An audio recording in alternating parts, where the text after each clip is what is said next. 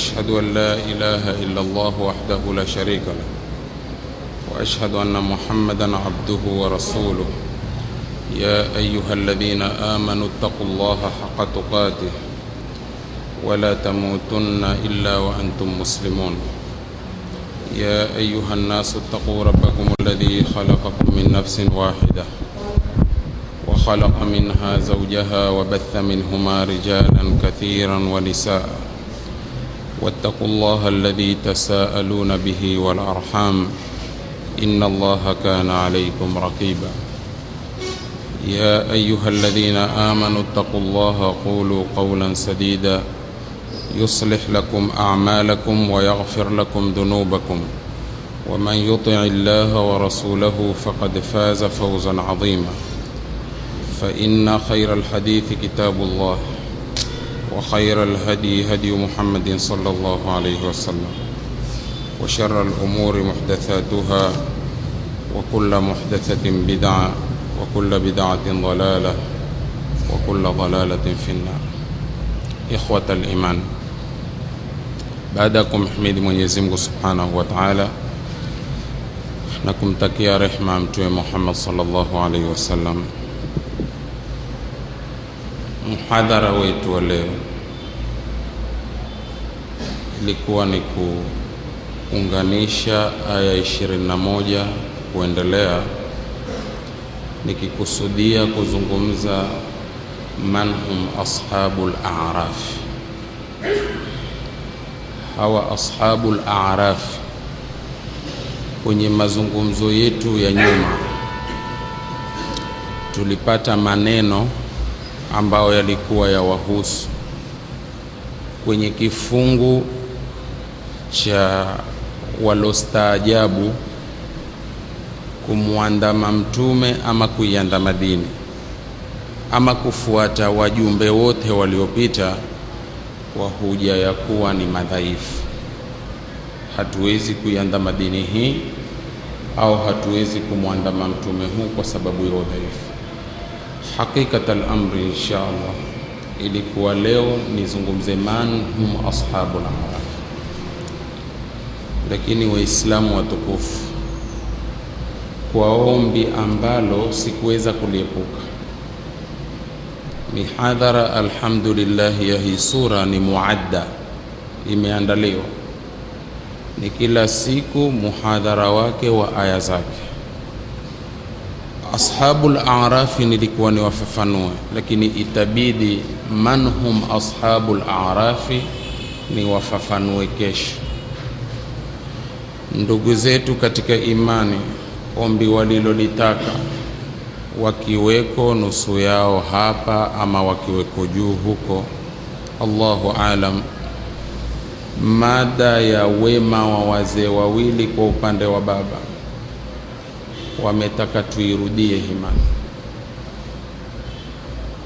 Wema wa wazee wawili kwa upande wa baba wametaka tuirudie himani.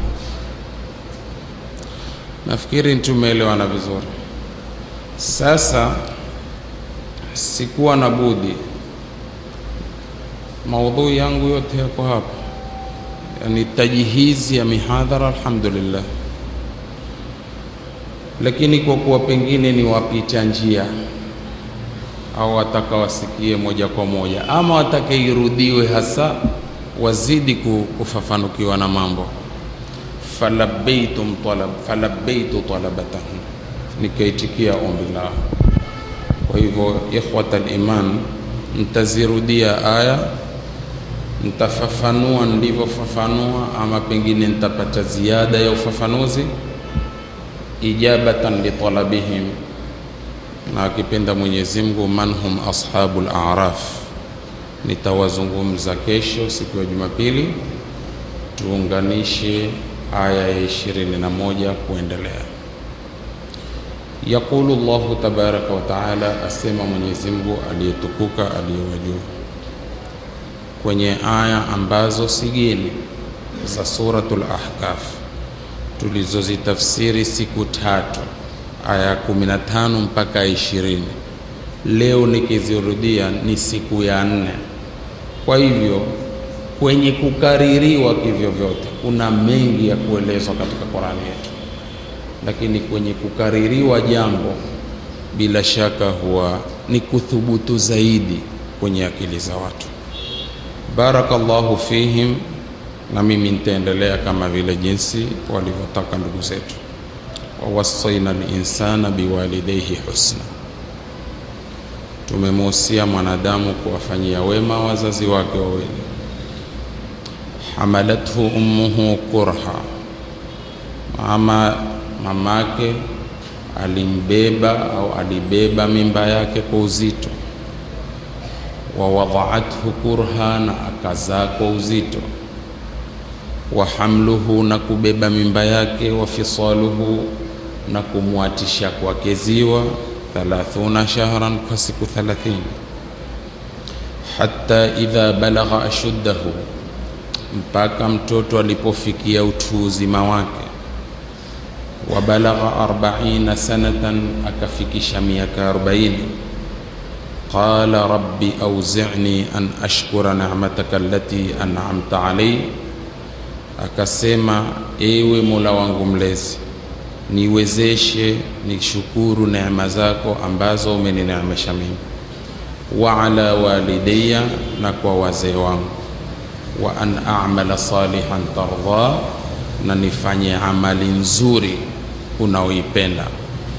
Wa aslih li fi dhurriyyati, nitengezee mimi dhuria zangu.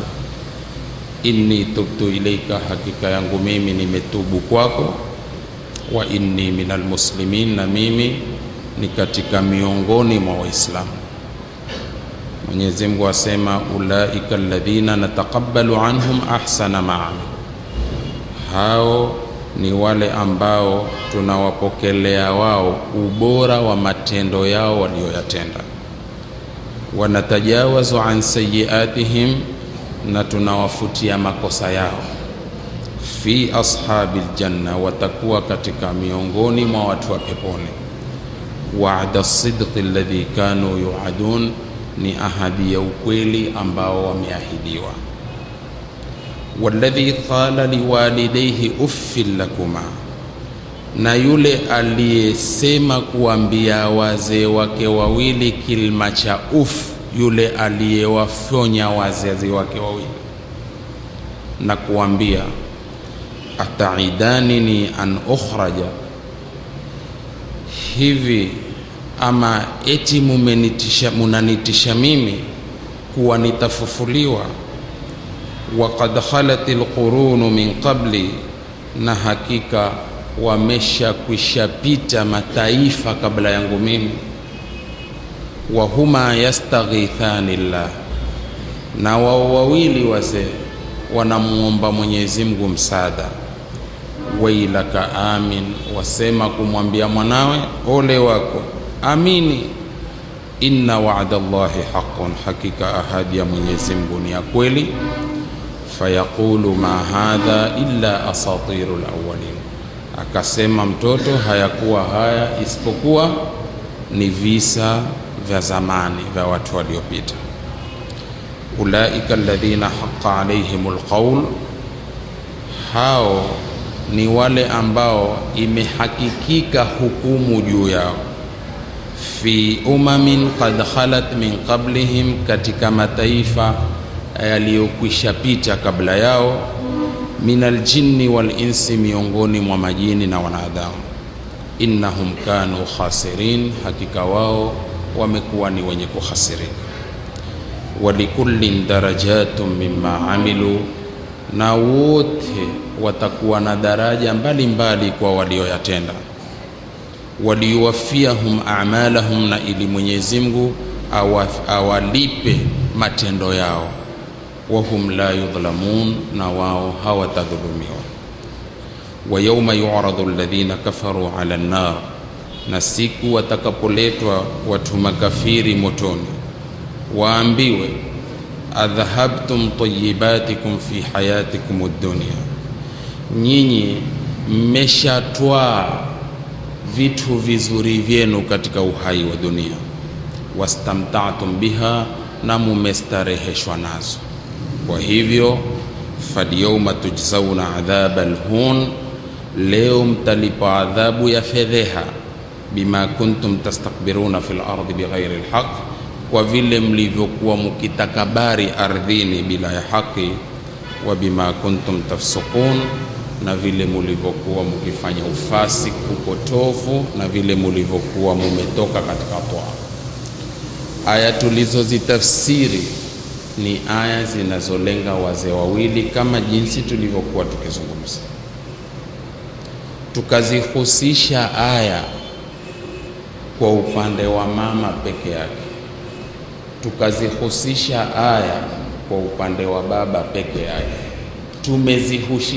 tumezihusisha tena leo kwa upande wa baba peke yake, kwa faida na kwa kustakiri kwenye akili zetu. Tulizungumza miongoni mwa yaliyosemwa na wenye hekima, na mmoja huu anayezungumza katika wenye hekima ajizungumzia kuelezea alivyolipwa na Mungu wake kulingamana na alivyotenda. Namna utakavyotenda ndivyo namna utakavyolipwa. Ukimuudhi mzee wako, mwanao ndio atakuudhi wewe. Ukimdharau mzee wako, mwanao ndiye atakayekudharau. Jaza atendo ulilolitenda, kwanza utalipwa hapa hapa. Lau utamchezea mzee wa watu, atachezewa mzee wako. Lau utandharau mzee wa watu, kutonjali, utadharauliwa na hutojaliwa hapa hapa katika dunia, na malipo ya kesho ni mengine. Huyu ahadithia na ni mmoja kati ya mababa, na ahadithia kabla ya miaka 50 kuhiji kwake pamoja na mzee wake. Ye alikuwa mwana akawa baba. Sasa hadithi ya alivyokuwa mwana ahiji na mzee wake, na yale aliyothubutu kuwa ni malipo kwa aliyoyatenda babake, na yeye mwana sasa humtendea yeye. Faljazau min jinsi al-amal, hapa duniani na kesho akhira ni kabisa. Kisa chenyewe kwenye kuhadithia kwake ambacho hakitakuwa ni kigeni, asema annahu qabla 50 aman, ni kuwa yeye kabla ya miaka 50 hajja maa walidihi, alihiji pamoja na mzee wake, bisuhbati kafilatin ala aljamal, kurafikana na msafara ulopanda ngamia. Raghiba al-abu, kwenye msafara sema baba akataka an yaqdhiya hajatahu, kukidhi haja yake. Fa anzalahu al-ibnu min al-ba'iri, yule kijana akamshusha babake kutoka kwenye ngamia. Wa madha al-abu ila hajatihi, baba akaendelea kukidhi haja yake. Wa qala li-ibn, baba akamwambia mwana, intaliq ma'al kafilati anta, wewe nenda na msafara, wa sawfa alhaqu bikum, mimi nitakuja kukutana na nyinyi mbele ya safara. Madhal ibn, ule kijana akaenda. Wa ba'da burhatin min az-zaman, baada kipindi tu katika zama, iltafata, ule mwana aligeuka. Wa wajada, na akapata, anna alkafilata ba'udat an walidihi, msafara umekuwa mbali na babake. Fa'ada jariyan ala qadamihi, akarudi mbio kwa miguu yake. Liyahmila walidahu ala katifihi, ili ambebe yule babake juu ya mabega yake. Thumma ntalaqa yajri bihi, akatoka kukimbia kumfuatia yule baba. Yaqulu li-ibn, mtoto asema, Wa bainama huwa kadhalika, alipokuwa kwenye hali hiyo, ahsastu biratubatin tanzilu ala wajhi, nilihisi urutuba ukishuka juu ya uso wangu. Watabayana li, likanibainikia mimi, annaha dumuu walidi, kwamba ni machozi ya babangu. Fakultu li abi, nikasema kumwambia babangu, wallahi innaka akhaffu ala katifi min arishati, na hapa kwa Mwenyezi Mungu, wewe ni mwepesi kabisa juu ya mabega yangu kuliko hata manyoa. Mwana amwambia babake. Faqala al-abu, baba akasema, laysa lihadha bakaitu, sikulia kwa ajili hiyo, walakin fi hadha al-makan, lakini pahala hapa, hamaltu ana walidi, mimi nilimbeba babangu. Rabbi irhamhuma kama rabbayani saghira, Mola wangu mlezi warehemu wazazi wangu kama walivyonilea nikiwa mdogo. Sasa kifungu cha mwisho hapa ni kwa kuwa baba lililomliza ni malipo aliyoyaona, ili kwetu pia iwe ni funzo ya kwamba lolote wema utakaotenda kumtendea mtu, hapa hapa pia utauona, utatendewa, na uovu utakaotenda kumtendea mtu utatendewa. Sasa mwana amembeba baba alia kwa kukumbuka pahala hapa ndipo mbeba nani? Ndipo mbeba baba. Sasa hapa kuna nukta moja muhimu sana kwenye kisa ambacho Aidhul Qarni kakitaja katika kitabu chake Qayyima. Aidhul Qarni asema, baba mmoja mzee sana aliyefanya wema kubwa kumfanyia mwanawe, alipozeeka, badala huu mwana kumlipa baba wema, akachoka naye, yani baba akanchokesha. Doktora asema alichukua karatasi akaandika barua huyu mwana, akaandika, yoyote atakayempata mzee huu ampe msaada wa kumpeleka kwenye makao yale ambao huenda kufungiwa wazee. Barua akaiandika hivi, kisha ile barua akaifunga, akampa ule baba, akamwambia izuie hii barua tutoke. Akatoka naye.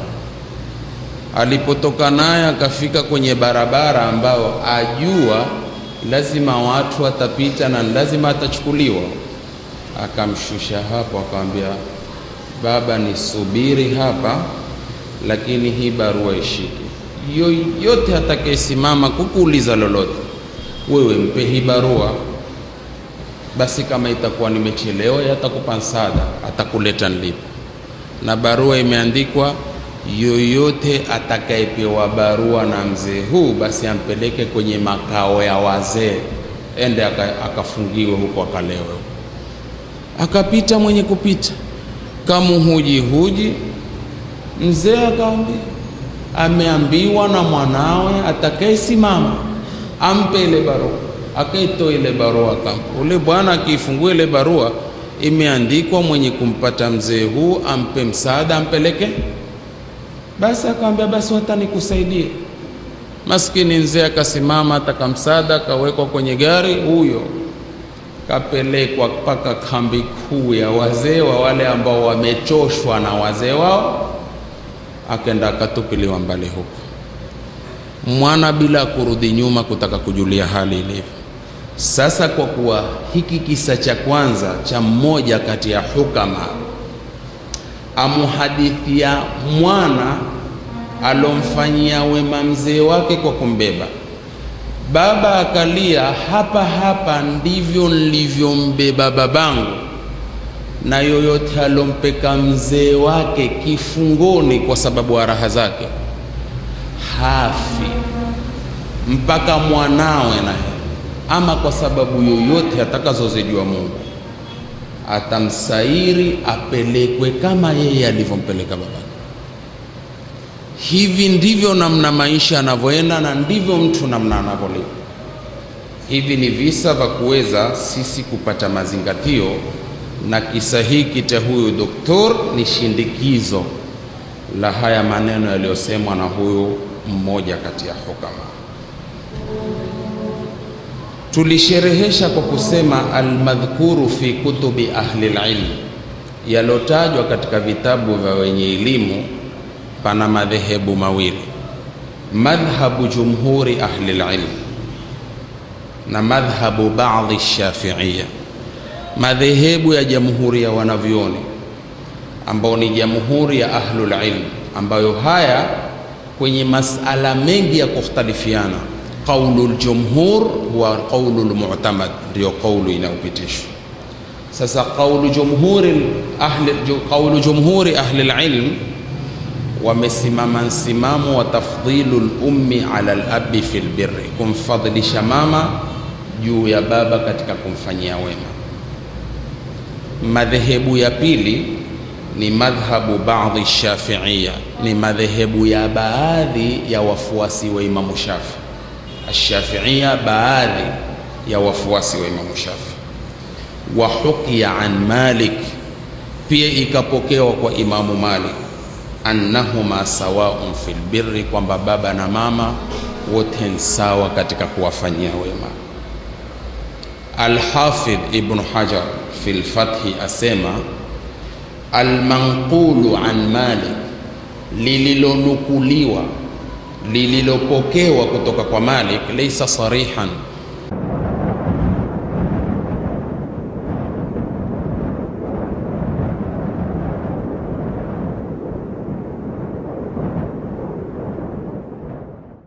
si wazi fi dhalika, katika hilo au katika masala hayo. Yapi?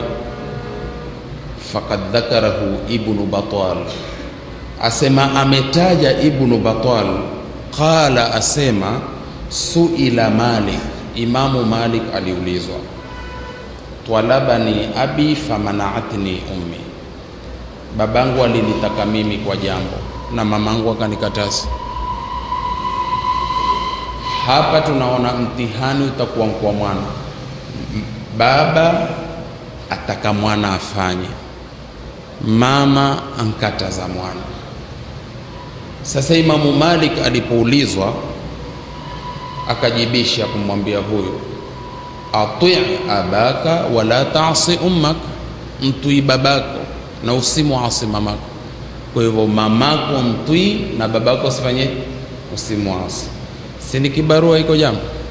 Bila shaka mama amenitaka, baba amenitaka kwa jambo, mama akamkataza.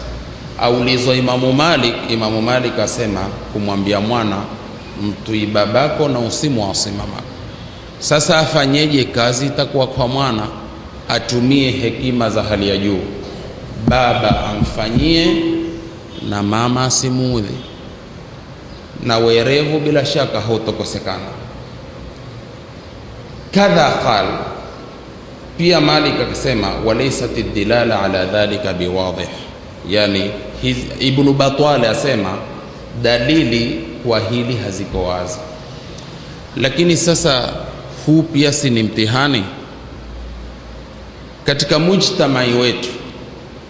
Huweza pia mama akawa hutefuta mbinu za kumkatisha mwana na babake, au sivyo? Ama baba hutefuta mbinu za kumkatisha mwana na nini na mamake, kwa matokeo tu fulani. Na tokeo muhimu ambalo litakuwa ndilo mfano kwetu, haki pengine baba aoe mke wa pili na asimuache wa kwanza, itakuwa hizo fitina za siku zote. Ama amuache, ndio itakuwa fitina kabisa. Sasa itakuwa mwana haruhusiki kwa mama awe na muungano wa aina yoyote kwa baba, kwa kule kuwa wao wamekatana kindoa. Ama hawakukatana kindoa, huyu awekewe vikwazo ambavyo sivyo alivyokuwa nao, iwe kukutana na baba, pengine kukutana kwa kumuotea. Hayo kwetu hupitika sana. Sasa kwa upande wa ahadithi, mwanamume alipokuja kwa Mtume sallallahu alaihi wasallam na kumwambia kwa riwaya tatu. Riwaya ya kwanza, man ahaqqu nnas bihusni sahabati, ni nani haki ya watu kwa uzuri wa kumfanyia wema. Moja. Wa fi riwaya, katika riwaya nyingine, man ahaqqu nnas bihusni suhba, ni nani haki ya watu, likaja temko bihusni suhba, riwaya ya pili. Wa fi riwaya, katika riwaya nyingine ambayo ni riwaya tatu, fadhukira bilafdhi, likatajwa temko hili, qila, kulisema ya Rasulullah, ewe mtume wa Mwenyezi Mungu, man abarru, riwaya ngapi? Ya tatu. Nani ninastahiki kumfanyia wema zaidi? Kwa kuifinya hadithi kwenye maana, na ambapo maana ya hadithi tukaitafsiri. Alipoulizwa kwa mara ya kwanza, Mtume kamwambia ahaki zaidi ya kumfanyia wema ni nani? Mamako. Alipomwambia kisha nani, Mtume akamwambiaje? Mamako. Alipomwambia kisha nani, akasemaje? Mamako. Alipomwambia kisha, kwa mara ya nne akamwambia kisha babako, na kwa mara ya tano kwenye riwaya nyingine akamwambia kisha babako. Kwa hadithi mbili hizi kwa riwaya tofauti zaonyesha wazi, lau tutaambiwa toeni hukumu ya aliye bora zaidi, kumjua aliye bora zaidi kwa mwana na kustahiki zaidi kufanyia wema, nani kati ya mama na baba? Kwa hii hadithi qala sallallahu alayhi wasallam, asema Mtume, rehma za Mwenyezi Mungu zimshikie na amani, man adraka abawaihi. Hapa umeona nazidi kuhifadhi, riwaya inasema mwenye kuwapacha wazee wake wawili. Sasa maadamu ametaja wazee wawili kwenye kustadili kiusome, nataka kustadili kustahiki mwana kumfanyia mama wema awe peke yake mfano, ama kustahiki mwana kumfanyia baba wema awe peke yake. Kidalili kiusome, naweza kuitumia hii dalili ilotaja wazee wawili. Angalia hapa, man adraka abawaihi, na mimi kawa na kusudia mwana kumfanyia nani? Kumfanyia baba wema peke yake. Ama nikastadili man adraka abawaihi, kawa na kusudia kustadili ya mwana kumfanyia nani? Mama wema peke yake. Huja hivi hapa, nimesema hivyo kwa kukusudia hili.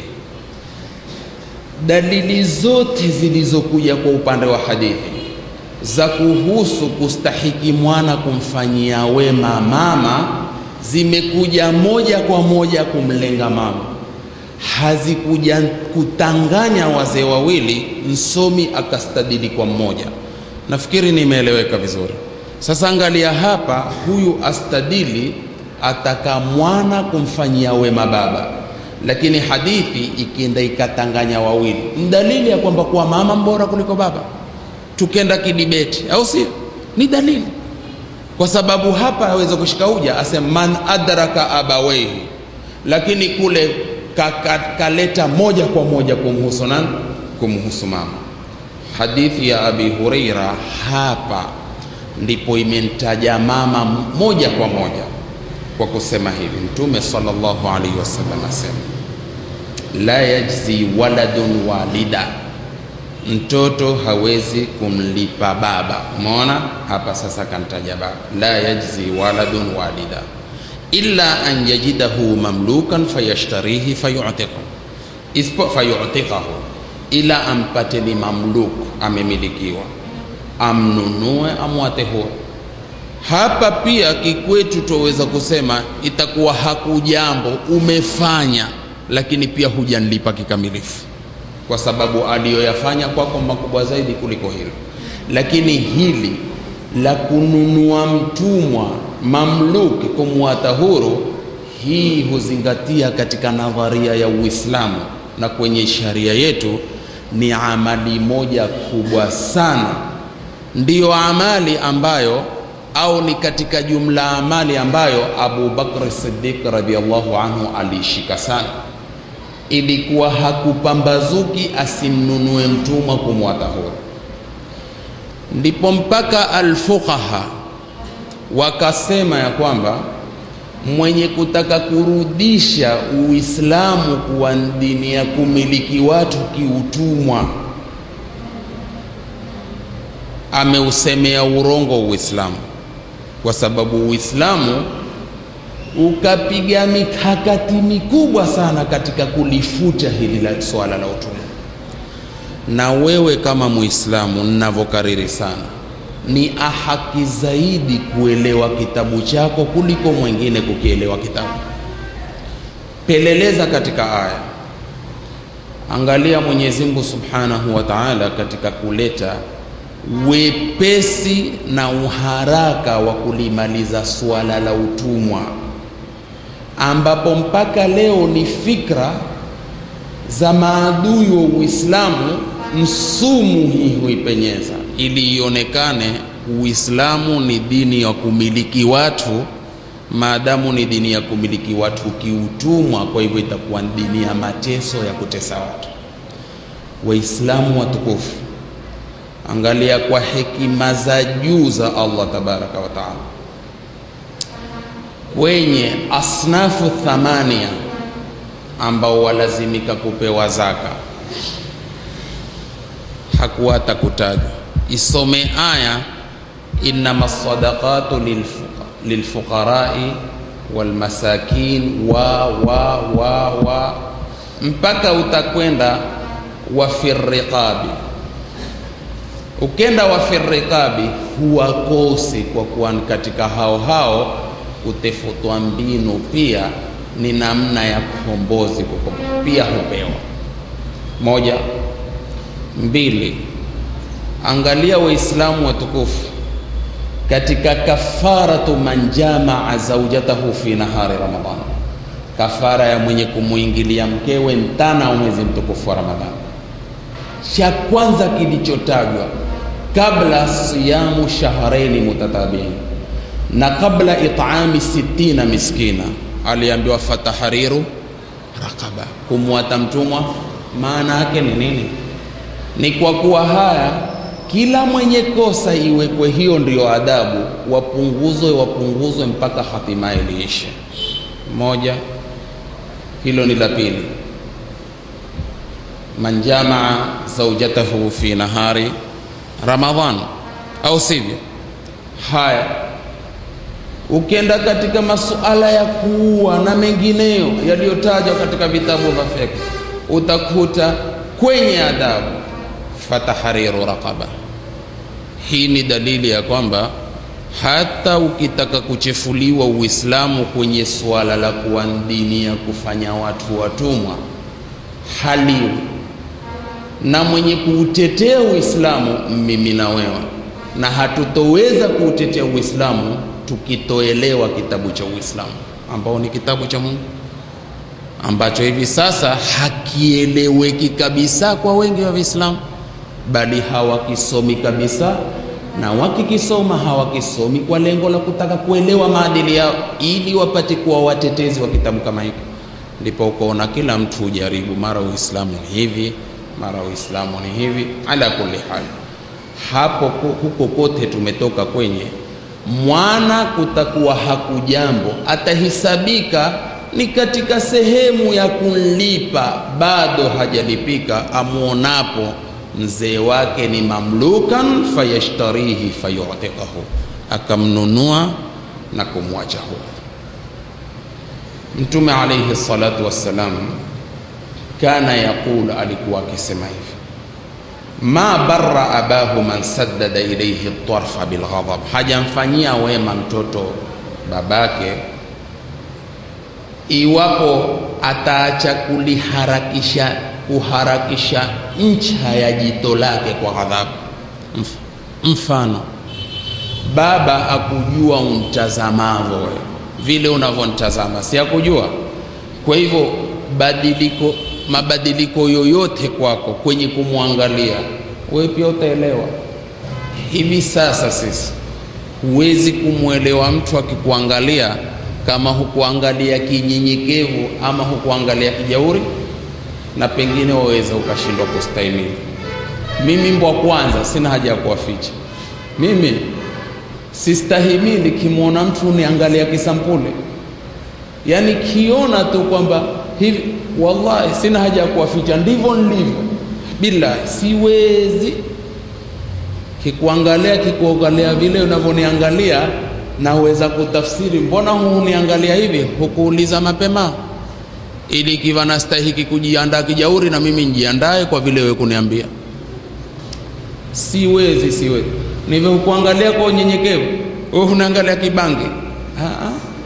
Lazima nikuulize, shekhe, mbona uniangaliavo sivyo siku zote?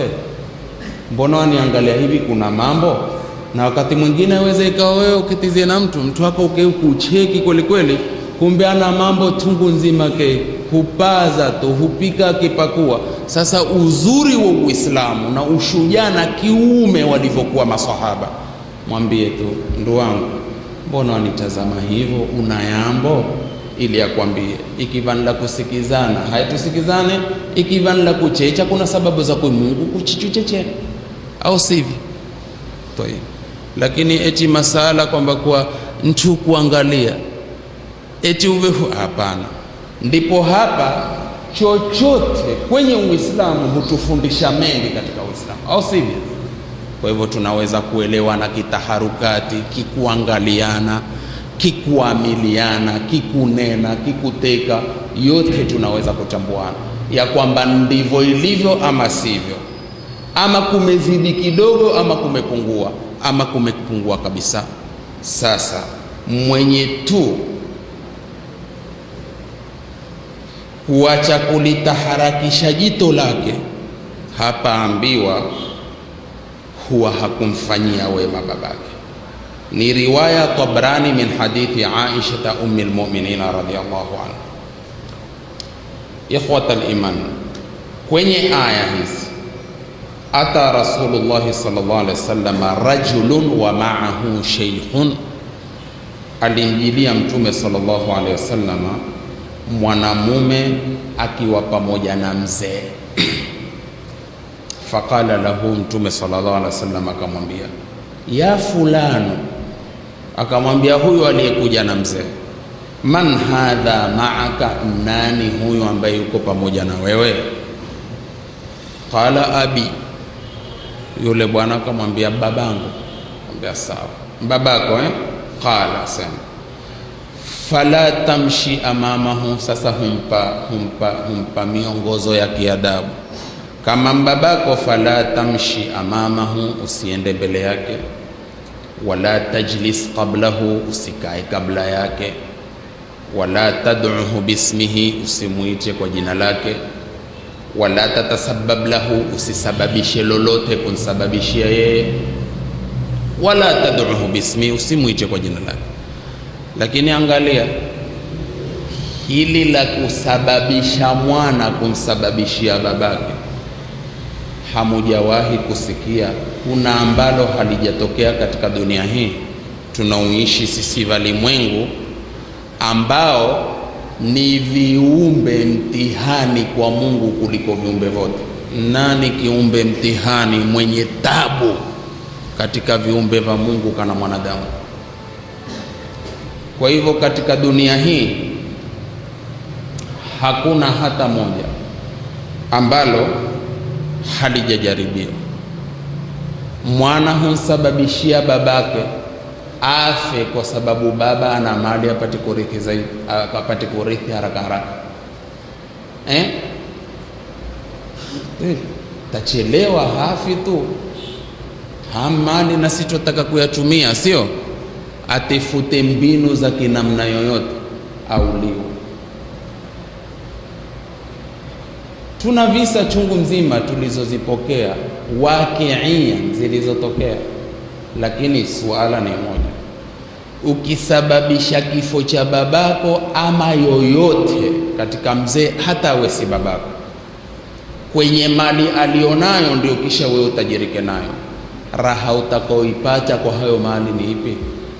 Wallahi nakuwa pia kwa jina la Allah, katika mwezi mtukufu wa Ramadhani kuna raha hata moja utakaoipata. Ikiwa utafungua makampuni ya mabasi, yatakuwa yakiangukizana tu siku zote. Ikiwa utafungua mabiashara, biashara hatasimama. Ikiwa utafanya lolote kujenga majumba, hatimaye majumba yako atapigwa minada. Na haya yachunguzeni na mutayapata kwenye maisha yetu. Wako walotajirika, kutajirika kwao mkutuma watu wammalize fulani na pesa zao zote, za pesa zake zote kisha wazimiliki. Ndiyo mkaweza kwa kunyang'anya na kwa kuua nafsan bighairi haq, mkafungua kama makampuni ya mabasi. Suala liko kwenye umekuwa na istiqama katika biashara yako kwa misingi ya kunyang'anya. Wallahi kila mmoja wetu anayesikia huu muhadhara ya wema wa wazee wawili kwa upande wa baba, aulize alotajirika kwa misingi ya kunyang'anya, raha unao? Alokuwa na mabiashara chungu mzima, misingi yake misingi ya kupiga watu dhafarao, kopa silipi na usilipe kwa kweli,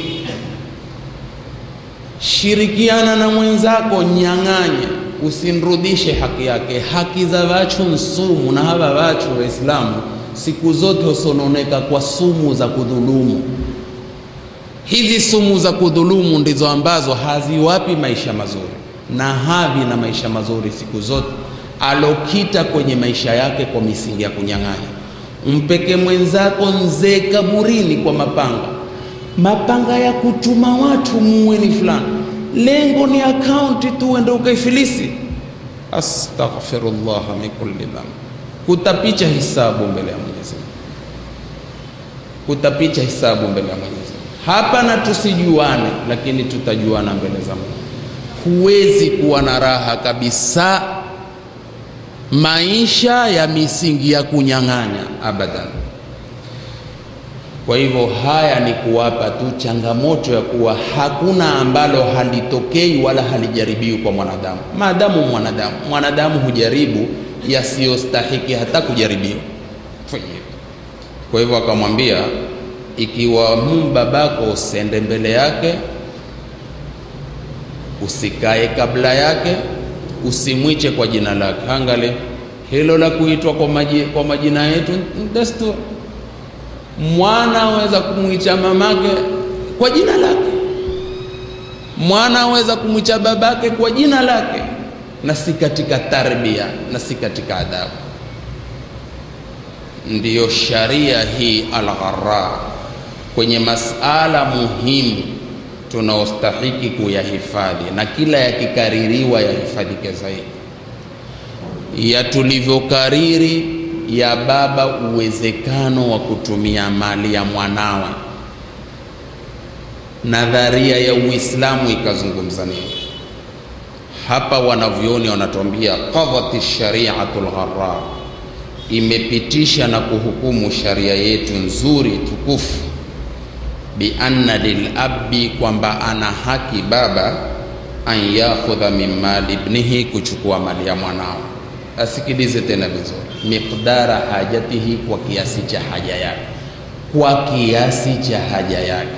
Zuia hii ni qaidi ni kifungo, matumizi yawe ni kiasi cha haja. Bikaramatin wa izzati nafs, kwa ukarimu na izi ya nafsi. La yatba'uha adhan wala minna, lakini kwenye kutumia kusifuatie adha, maudhi, wala kusimulia kwamba usiseme lolote bwana, kama sikukuzaa bwana ungelipata mali. La, wewe watumia tu kwa haja zako kwa roho safi, sawa.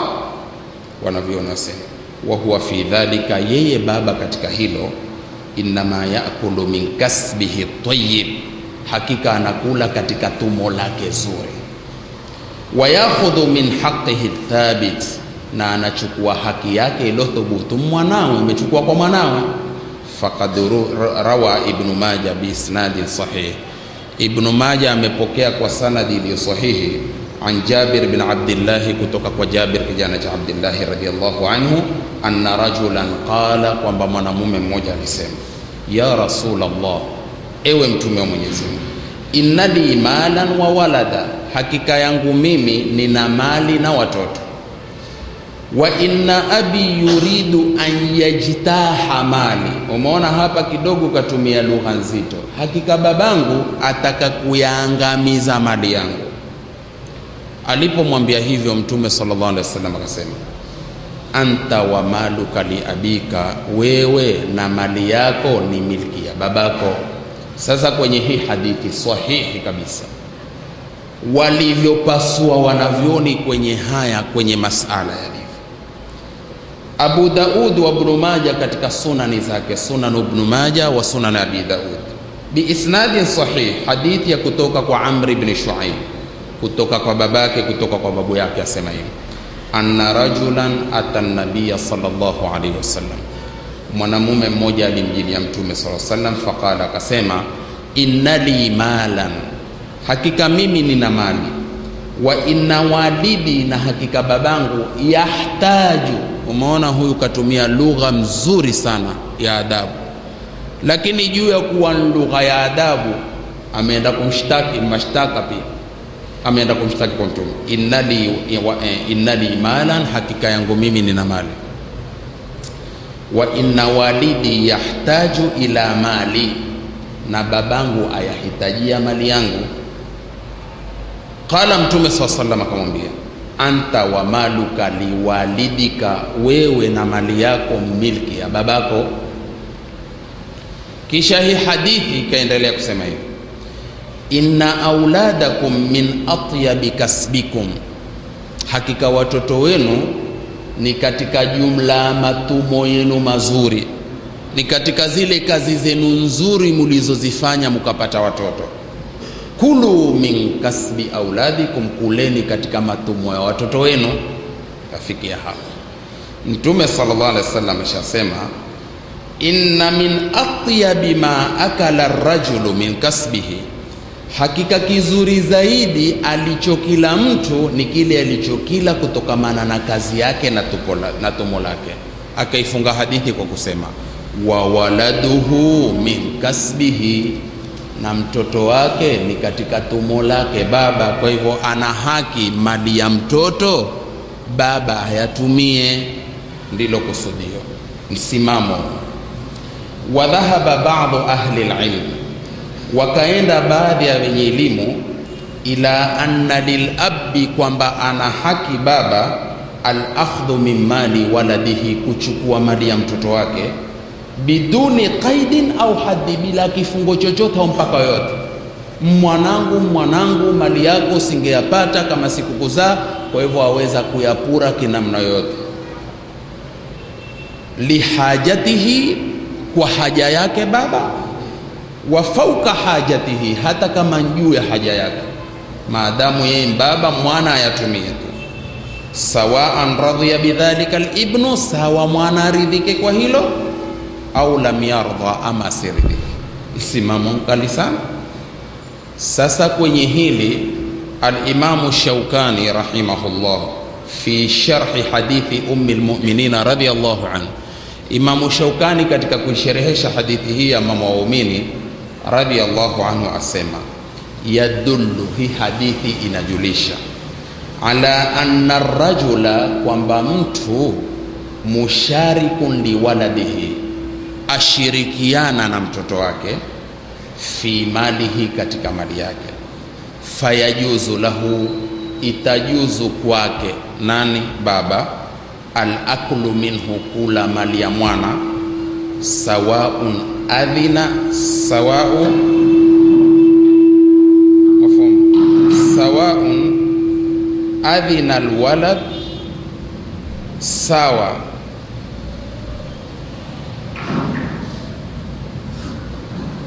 huyu mwana, yani sawa baba awe amemruhusu ama hakumruhusu, aridhike ama asiridhike. Kisha kasema hivi, wayajuzu lahu aidan, inajuzu kwake hivyo hivyo, an yatasarrafa bihi, ayasurufu mali ya mwana, kama yatasarrafu bimalihi, kama anavyosurufu mali yake, ma lam yakun dhalika ala wajhi sarafi wasafa, isiwe tu kwa ndia ya kufanya israfu na usafihi. Usafihi ni kuyatumia mali kijinga na kipumbavu. Ndipo ukaona hata katika Qur'ani, usishtuke kisema kuwatumia mali kijinga na kipumbavu, au sivyo? Ndio lugha iliyotumika katika Qur'ani. Wala tu'tu sufaha, umeona, musiwape masafihi, musiwape wapumbavu, wajinga, masafii ambao bado hawajakuwa na taaluma. Akipewa mamilioni na malaki aweza kuyatumia kinamna gani? Ni hatari. Weza kumpanduka milioni moja hapa akaenda kamaliza kwa ziazi tu, viazi vakarai. Unaona maneno nini? Kwa sababu maskini hajui milioni moja au akaenda pale tokwambia leo katika kufungua adhana hapa hama karai yote juu yangu. Kwa hivyo lugha imetumika, yasiwashtue kwa kuwa ndio kazi yake yule, sio pana kutukana watu. Dalili hizi ndizo ambazo zinapiga watu misasa, na watu wenyewe misasa mingine unajua ukipigwa na ni ngozi, mpaka ngozi ifanyeje? Kwa hivyo shika ni tiba tu, shika ni tiba, hamna tatizo. Tayeb, sasa asema atumie bila asaraf wa safa. Haya kwenye juzu ya 5 safha 39 kwenye Nailul Awtar ya al-Imam Shaukani. Lakini sasa kifungu hiki kinachofuata kitia kilini sana, kukariri kuhifadhike Waislamu watukufu, ili kufaidike kwenye durusi za Ramadhani. Sababu yako mashtaka, mwana uko Arabuni anachokileta kinaingia kwenye mkono wa baba akakitambua, akileta tena baba akakitambua. Haya ndio masala yanayopitika, shati tuwajue misingi yake, ujue barabara ya kutoka.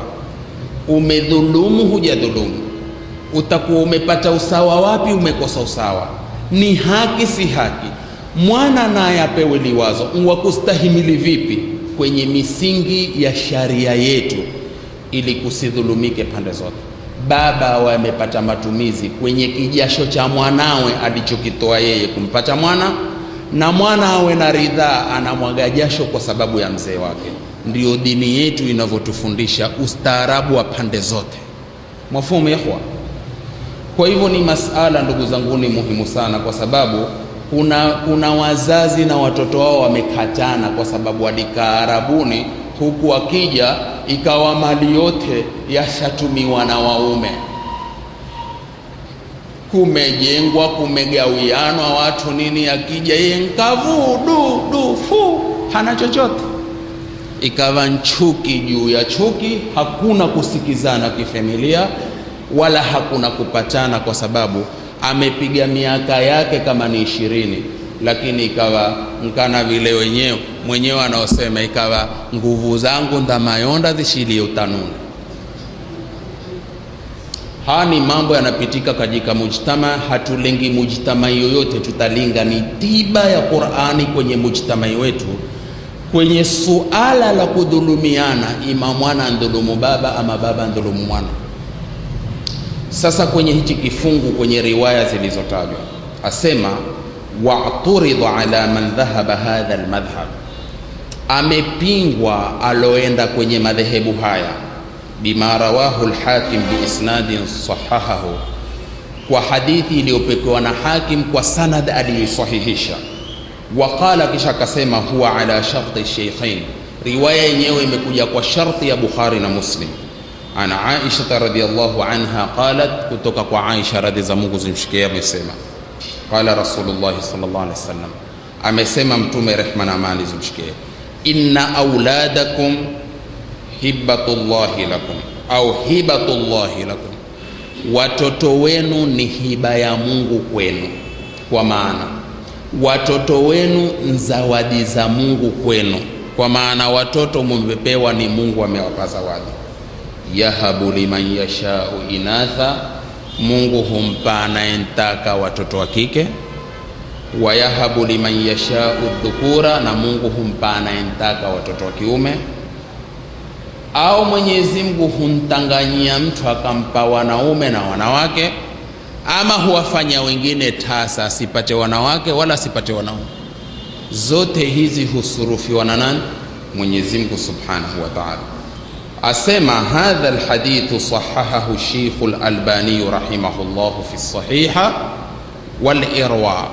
Hadithi hii imesahihishwa na Albani, Mungu amrehemu, katika kitabu as-sahiha na katika irwaul ghalili, ni kitabu chake, la ala sharti shaykhain, si kwa sharti ya Bukhari na Muslim, lakini hadithi ni sahihi. Wa qala muaqiba lahum, na alisema kufanya taqib, ha maneno aliyafanyia yani muaqiban lahu, ni vipi hii hadithi na ieleweke vipi. Asema wa fil hadithi faidatun fiqhiyya, katika hii hadithi pana faida za kifikihi hama, tena faida za kifikhi zilizo muhimu. Qad la tajiduha fi ghairihi, huwezi kuzipata kwenye hadithi nyingine. Wa hiya annahu, ni kuwa yubayinu, inabainisha, anna alhaditha almashhura, kwamba hii hadithi ambayo ni mashhur, anta wa maluka li abika, inasema wewe na mali yako ni milki ya babako. Laysa ala itlaqihi, haikuja kwa itlaq. Waislamu watukufu, ili kila kifungu tukifahamu, katika dalalatul alfadhi kwenye sharia ya mustalahat kuna kitu mutlaq na muqayyad. Mutlaq, wewe ni kutoa hukumu kwa yoyote, au sivyo? Kana mfano kusema alomfananisha mamake na mke wake kwa dhihari, kumwambia mkewe, mimi kulala na wewe kama kulala na mamangu, hapo hapo akageuza dira ataka kulala na mamake, waambiwa kabla hujalala, fatahariru raqabatin min qabli an yatamassa, muwate mtumwa huru kabla hujamuingilia. Sitaki kusonga mbele kwenye aya, angalia, fatahariru raqabatin min qabli an yatamassa, kumwata mtumwa huru kabla hajamuingilia. Raqaba, sawa jamani? Tayib, tukija kwenye kumuingilia mke mtana wa Ramadhani, utaikuta aya nasema fatahariru raqabatin mu'mina. Angalia kule, fatahariru raqabatin min qabli an yatamasa, kumwata mtumwa tu huru kabla hujamwingilia. Mtumwa tu, kwa hivyo kiwewe ni mtumwa yoyote, hakufungwa ule mtumwa kwa sifa fulani. Hii inaitwa mutlaq. Muqayyad ni kitu kimefungwa kwa wasfu fulani. Sasa hapa fatahariru raqabati mu'mina, ukimgilia mkeo mtano wa Ramadhani, kafara yake kwanza ni kumwata mtumwa muislamu huru. Sasa wanavuoni wa usuli wasema hivi, ikipatikana nassun mutlaqun wa nassun muqayyadun wa kana alhukmu wahida, basi hufungwa mutlaq kwa muqayyad na matumizi yakawa kwa muqayyad. Ikipatikana nasi mutlaq, mwate mtumwa yoyote huru, na nasi nyingine muqayyad, mtumwa muislamu, ile ya mtumwa yoyote hufungwa kwa hii yenye wasfu wa Uislamu.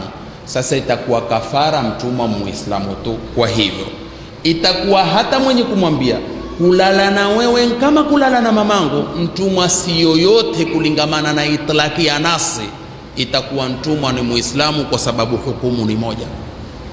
Lakini nasi ikiwa ni mbili, kila moja kwa hukumu yake, yustamalu kullun ala ma dalla alayhi dalil, kila moja hutumiwa kulingamana na ilivyolenga dalili. Mfano, tukenda katika hukumu ya kutawadhi, ya ayyuhalladhina amanu idha kuntum ila salati faghsilu wujuhakum wa aydiyakum ilal. Kwa hivyo itakuwa masala ya kutawadha hukumu yake ni kuosha. Ukenda kwenye mkono kujepa, itakuwa hukumu si kutawadha, kufanyaje? Kukatwa. Sasa hapa hii itatumiwa kwa itlaqi yake, hii itatumiwa kwa... hii ndivyo namna inavyokuja masaili yanavyolingamana na sharia. Sasa hapa asema hii nasi anta wa maluka li abika laysa ala itlaqihi, si kwa itlaqi yake, kwa kwa basi kuyatumia mali namna yoyote utakavyo kwa haja yako na juu ya haja yako. Hapo pana qaid yatumie kwa haja yako. Sasa hii haja iwe ndio wasf wa kuweza wewe kuyatumia mali. Kwa hivyo itakuwa huwezi kuyatumia kivovote, kuyatumia kulingamana na waswaki, kulingamana na usomi. Bihaithu, kwa namna anna al-abba yakhudhu min mali abi ibnihi, baba atachukua mali ya mwanawe ma yashau, ati atakavyo. Kalla, sivyo. Wa inna ma yakhudhu ma huwa bihajatin ilayhi, atachukua kile ambacho ni haja kwake. Wal aqlu wal i'tibar, wanavyoona wasema akili na mazingatio, yashhadani limadhhabi taqyidi haqqi al-abi, yashuhudia madhehebu ya kufunga haki ya baba fi mali ibnihi, katika mali ya mwanawe, bimiqdari alhajati la ghairi, kwa kiasi cha kuwa na haja tu, hakuna lingine. Idh law kana maana qawli, asema kwa sababu ikiwa maana neno lake Mtume kusema wewe na mali yako ni milki ya babako, ala dhahirihi, kulitafsiri udhahiri wake, wa itlaqihi, na kutafsiri itlaqi yake, lastahaqa al-abu, angestahiki baba al-istithara bimali waladihi, kuchanguliza mali ya mwanawe, baada wafatihi, baada ya kufa kwake, la yushrikuhu fihi ghairahu, asishirikishe mwingine yote, min alwaratha, katika warithi. Una maneno haya? Wala kanat alayhi zakatu, ingekuwa juu yake zaka zake, fi hayatihi, katika uhai wake, inqassara fi adaiha, mwana akifanya tafsiri katika kutekeleza. Walaysa al-amru kadhalika, lakini mambo haya tafsiri hivyo, wala masala sio kwamba kwa ni hivyo. Qala Ibn al-Hamam al-Hanafi, Ibn al-Hamam al-Hanafi asema baada dhikri hadithi Aisha, baada ya kuitaja hii hadithi ya Aisha al-mutaqaddim iliyotangulia, wa mimma yaqa'u bi anna al-haditha, yani kwa yanayotokea ni kwa kuwa hii hadithi inamaanisha anta wa maluka li abika, wewe na mali yako milki ya babako, mauwila annahu ta'ala, lile lililotafsiriwa kwamba yeye Mungu aliyetukuka, waratha al-aba min ibnihi, amenrithisha baba kutoka kwa mali ya mwanawe, as-sudusa, sudus moja chini ya 6, maa waladihi, pamoja na mtoto wa mtoto wake. Mungu katika Qur'ani karithisha hili. Sasa kuregelea masala, falau kana al-kullu milkahu, lau mali yote yawe milki ya baba, lam yakun li ghairihi shay'un ma wujudihi, kwa mwingine anayestahiki kurithi asingepacha chochote hata akipachikana kwake, kwa kuwa baba amejipa ya kuwa wewe na mali yako milki ya babako, basi nina haki ya kuwatumia mali ninavyotaka. Hani maneno ya Ibn al-Hamam al-Hanafi. Ibn al-Qudama katika Sharhul Kabir rahimahullah sema, walil abi, ana haki baba,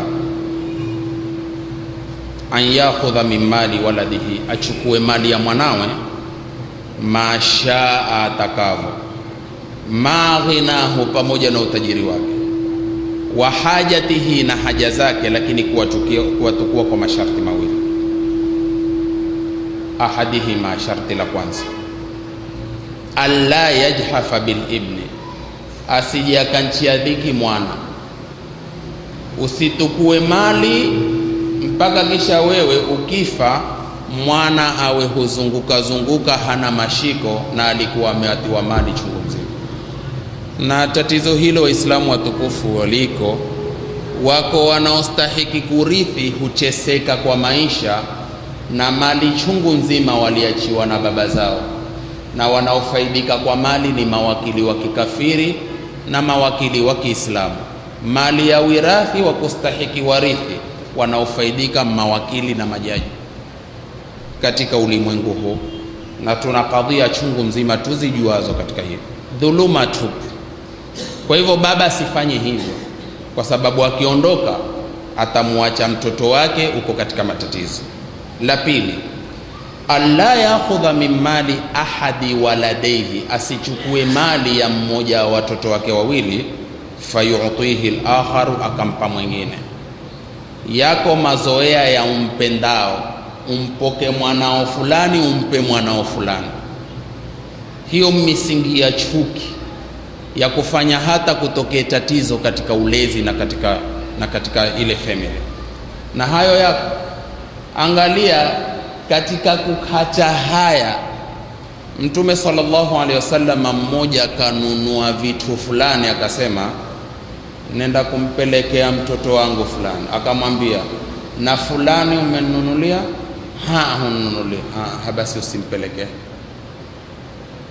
Ina maana hata kwa jirani ya watoto waliozoea kucheza kwenye nyumba ya watoto wako, umekuja na vitu na watoto wa jirani wapi?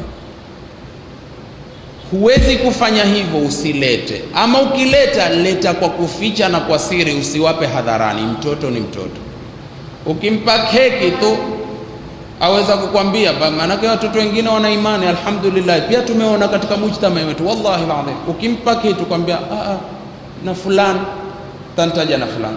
Sasa atakwambia na rafiki yake mpendwa ambaye hucheza naye jirani, usimwe nawe, nimekuletea wewe, ukamvuta mashavu, wewe nimekuletea wewe, takiani fulani tanunuliwa na babake. Yule akitoka naye atakwenda kumwambia, baba ameniletea keki. Nilipomwambia kwa vijana, anaambia mwambie babako. Mvita si vitu, au sivyo? Kwa hivyo lazima tarbia iwe ni ya hali ya juu. Tukikosa dira na hisabu, ndio haya matatizo huja ukatukuliwa baba. Wasemaje baba ukiwa muongo? Siku nyingine hushikwi kwa uongo wako. Umelala uko nyumbani, ukamwambia mwanao, hodi baba huko. Mwana akwambia, ba kuaitwa, enda kamwambie hayuko, baba hajakuja. Takwenda baba akwambia hayuko, baba akwambia hayuko. Wasemaje hapo? Tayari hinchuki. Kwa hivyo tarbia ni suala moja kubwa sana, ndugu zangu, ni katika imani tulilolikosa sana. Tumalizieni. Kwa hivyo haifai baba atukue kitu kwa mwana kumpa mwana mwingine. Asemaje? Li anna tafdhila ahdi alwaladi, kwa sababu kufadhilisha mmoja kati ya watoto wawili, waladain, ghairu jaiz, haifai. Fama takhsisi al-akhar, pamoja na kumhusisha mwingine, al-akhdhu minhu aula, kuchukua kwake ule mtoto ni aula. Kwa huu chukua na kwa yule chukua, ndio uadilifu. Fa idha wujida shartani, masharti mawili hayo yakipatikana, jaza al-akhdhu, yafaa kuchukua.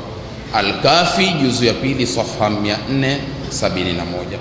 Ndipo mwisho akafunga, falyattaqil abna, waogope watoto, wal aba, na wazazi kina baba, rabbahum, wamuogope mola wao mlezi, fima u'tu, kwa kile walichopewa, wa mataraku, na walichokiacha. Wala yujawizanna ahaduhum hududa ma shara'ahu Allah ta'ala, asikeuke mpaka mmoja wao mipaka ya yale ambayo Mungu kaiwekea sharia. Fa innahu, hakika, man yasi llaha wa rasulahu, yoyote mwenye kumwasi Allah na mtume wake, wa yataadda hududahu, na akakeuka mipaka yake, yudkhiluhu nara, Allah atamuingiza motoni. Wa man yataadda hududallahi, na mwenye kukeuka mipaka ya Mwenyezi Mungu, fa ulaika humu dhalimun, hao ndio madhalimu.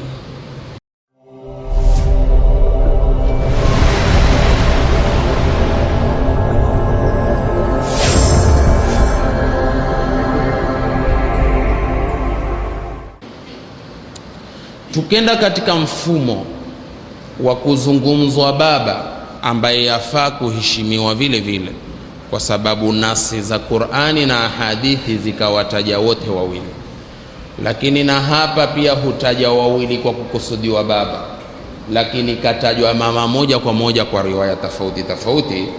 Ni hiki kisa ambacho niliwaahidi watoleeni katika mfumo wa hii mada, wema kwa wazee wawili upande wa baba.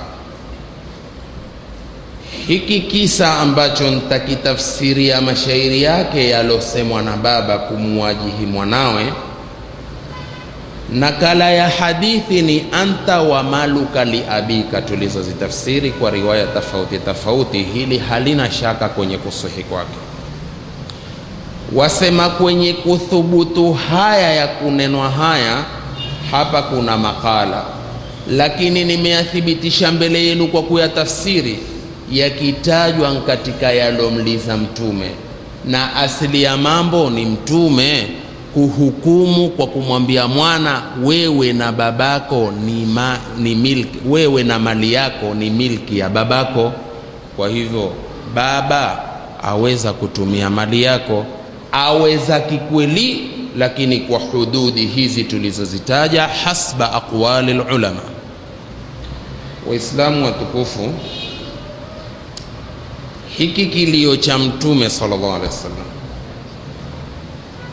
kwa kuhusiana na mwana kwenye kauli ya anta wa maluka li abika, tushike hiki kipande kilichosahihi.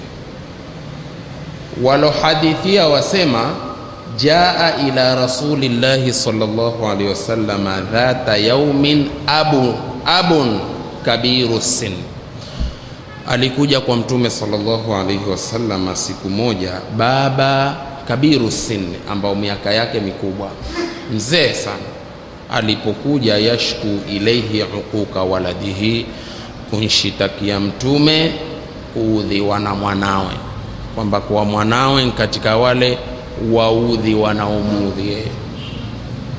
Faqala, sasa kwenye kumshitaki kasema haya, ya Rasulallahi, ewe Mtume wa Mwenyezi Mungu. Sasa sikia haya maneno ambayo yalitoka kwa baba, amwambia ya Rasulallahi, kana dhaifan wa kuntu qawiyan. Kana dhaifan, huu mwana alikuwa dhaifu, wa kuntu qawiyan, na mimi nilikuwa na nguvu. Yeye alikuwa dhaifu na mimi nilikuwa na nguvu. Wa kana faqiran wa kuntu ghaniyan, alikuwa fakiri huu mwana na mimi nilikuwa tajiri. Faqadimtu lahu kulla ma yuqaddimu al-abu al-hani lilibni al-muhtaj, nikampa yeye mwanangu huu kila anachokitoa baba mwenye huruma kumpa mwanawe mwenye kuhitajia. Kwa maana sikuwata kumfanyia wanayoyafanya mababa wote kwa watoto wao, sikumuata kuwa na kutamani na kumizia mache vitu vingine vya watu. Kwa hivyo ina maana nilinawirisha kama jinsi wazazi wanavyowanawirisha watoto wao. Lakini angalia kinyume, ya Rasulullah, walamma asbahtu dhaifan, simuona mambo badilika. Na ndio mchinjo wa Qur'ani uliotupa, yaqulu Allahu ta'ala, wa man nu'ammirhu nunakishu fil khalq, katika suratu Yasini ile musomeo maiti, ambao sura inatupa mambo mengi. Nyinyi humalizia kwa wafu tu, maskini za Mungu, na hamutaki kuambiwa maskini, na mukiambiwa mwasema nkejeli. wa man nu'ammirhu nunakishu fil khalq wa kullu shay'in idha ma tamma nuqsanu. Washairi waseme, wa kullu shay'in idha ma tamma nuqsanu fala yaghrurka bi tibil 'aishi insanu, hiya al-umuru kama shahadatha duwalun man sarrahu zamanun sa'athu azmanun, wa hadhihi ad-daru la tubki ala ahadin wa la yadumu ala halin laha shanu. Angalia huyu mwanachuoni mshairi asema, likulli shay'in, kila kitu, idha ma tamma, kitimi hapo, nuksanun, upungufu huanda, wa man nu'ammirhu fala yaghrurka bitibil aishi insanun, yasikudanganye wewe maisha mazuri mwanadamu, usione maisha mazuri yakudanganya.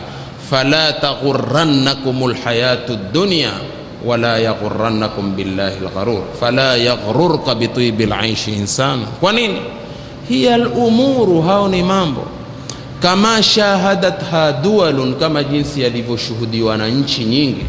Man sarrahu zamanun, yoyote ambaye amemfurahisha mtu kwa wakati mmoja, saathu azmanu, atakwenda kumuudhi kwa vipindi zote. Ndiyo hali zilivyo. Wa hadhihi daru, na nyumba hii ya dunia, la tubqi ala ahadin, haimbakishi nchi yoyote, wala yadumu ala halin laha shanu, wala mtu hadumu kwa jambo moja siku zote mpaka afi. Leo ni hili, kesho ni hili. Leo angalia hapa, sikilizeni maneno ambao yanaoana. Mzee amwambie Mtume, kana dhaifan, alikuwa nyonge dhaifu, wa kuntu qawiyan, wa kana faqiran, alikuwa fakiri, wa kuntu ghaniyan, wa faqadimtu lahu kulla ma yuqaddimu al-abu al-hani lil-ibn al-muhtaj. Lakini angalia mambo akageuka, ndio hauli mwengu. Falamma asbahtu dhaifan, mimi sasa nilipokuwa dhaifu, wa huwa qawiyun, na yeye sasa ana nguvu. Umeona mbadilika? Wa kana ghaniyan, na yeye alipokuwa tajiri sasa, wa ana muhtajun, na mimi ni muhtaji, nahitajia. Bakhila alayya bimali, amefanya ubakhili kwa mali yake, ananifanyia mimi ubakhili kwa mali yake. Wa qassara anni bima'rufihi, amefanya taksiri kwangu kwa wema wake. Mmekuwa siupati tena wema, maskini kwake, hatia yeye ndiye amekuwa tajiri, mimi maskini. Amesahau alipokuwa masikini yeye, mimi mtajiri, na amesahau nilipokuwa nkimfanisha na kungarisha. Sasa hunidhalilisha kwa utajiri wake wakati niliponawirisha kwa umasikini wake. Ndecho sisi kinavana hamnazo tusizosikia la adhana, kwa sababu utajiri wako kama si babako usingeupata huo utajiri, na babako asingekutajirisha kama hakumva kama mamako, na wewe usingetajirika kama mamako hakukuzaa. Tumeelewana vizuri sana? Kwa hivyo yote, kila kitu pahala pake. Baba kwa adabu zako kwake, mama kabisa, wote ni sababu ya wewe kuja katika ulimwengu. Mama kaketi kungojea baba, baba huenda kukatika kunletea mama, mama atukue harara za kukupikia wewe, na akupakuliapo hata huliki Uislamu, ni vile ulao, huna imani hata ya kula upakuli wapo. Akikupakulia, akikwambia hiki mmembakishia babako alichokileta, babako akija atakuta sufuria imepigwa waya fu kwa ulimi wako umeiramba wewe. Tuna lolote la kunena mbele ya wazazi sisi? Sasa sikilizeni haya maneno. Amepunguza na kufanya taksiri wema wangu. Basi alipofanya hivyo, si ashashtaki. Thumma altafata ila ibnihi munshida, kisha akaja akageuka baba kumwangalia mwanawe, na huku aimba nyimbo hizi, atoa mashairi haya na asikiwa na Mtume. Asema, ghadhautuka mauludan wa'altuka yafi'an, tu'allu bima udni ilayka wa tanhalu, idha laylatun nabatka bishakwa lam abit, lishakwaka illa sahiran atamalmalu, ka'anni ana almatruqu dunaka billadhi turikta bihi duni wa aynaya tahmilu, takhafu rada nafsi alayki wa innaha la ta'lamu anna al-mauta hatmun muajjalu falamma balaghta as-sinna wal ghayata allati ilayha madai ma kuntu fika uamilu ja'alta jazai minka jabhan wa ghilzatan ka'annaka antal mun'imul mutafaddilu falaitaka lam tar'a haqqa ubuwati fa'alti kamal jarul mujawiru yaf'alu wasammaitani bismil mufannadi ra'yuhu wa fi ra'yika at-tafnidu law kunta ta'qilu tarahu mu'iddan lil khilafi ka'annaha biraddi ala ahli as-sawabi muwakkalu. Fabaka Rasulullah sallallahu alaihi wasallam, akalia Mtume sallallahu alaihi wasallam kwa maneno haya baba ambao alikuwa anatoa anamlenga mwanawe, amwambia ghadhautuka mauludan, nilikulisha mimi ukiwa mtoto mdogo, mimi mmekulisha ukiwa mtoto mdogo, wa'altuka yafi'an, na nikakulea mpaka ukakuwa, tu'allu bima udni ilaika wa tanhalu, ukawa wapewa kila ninachokikurubisha kupewa wewe na kukinyakua. Sa wengine hupewa, wengine huvinyakua, na ni kweli. Wengine baba hutupa, mengine sisi huenda tukatoa vitu kwenye kanzu zao na makoti yao.